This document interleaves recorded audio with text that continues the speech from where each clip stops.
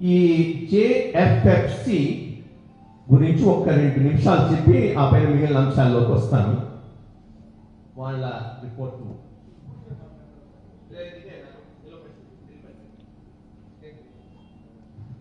ఇది joint fact finding committee report. ఈ report ఇనేవే నేను చెప్తే స్టేట్ గవర్నమెంట్ ఫ్యూటర్డ్ report against government of India, as simple as that. ఎందుకని జేఎఫ్ఎఫ్సికి కేంద్ర ప్రభుత్వం నుంచి ఎట్లాంటి సమాచారం రాలేదు, వీళ్ళు పర్స్యూ కూడా గట్టిగా చేయలేదు. ఆర్కే యాక్ట్లో కాగితం వేసి పడేశారు, అది వచ్చేటటువంటిది కానీ ఇప్పుడు వచ్చేది కాదు.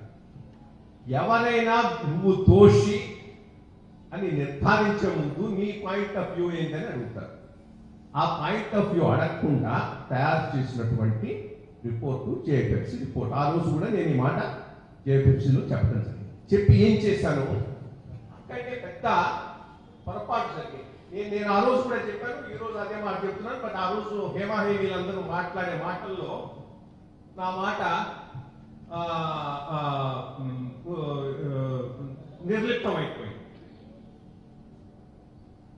యాక్చువల్గా ఇక్కడ రాసింది 75,000 కోట్లు balance yet to be resolve with government of India.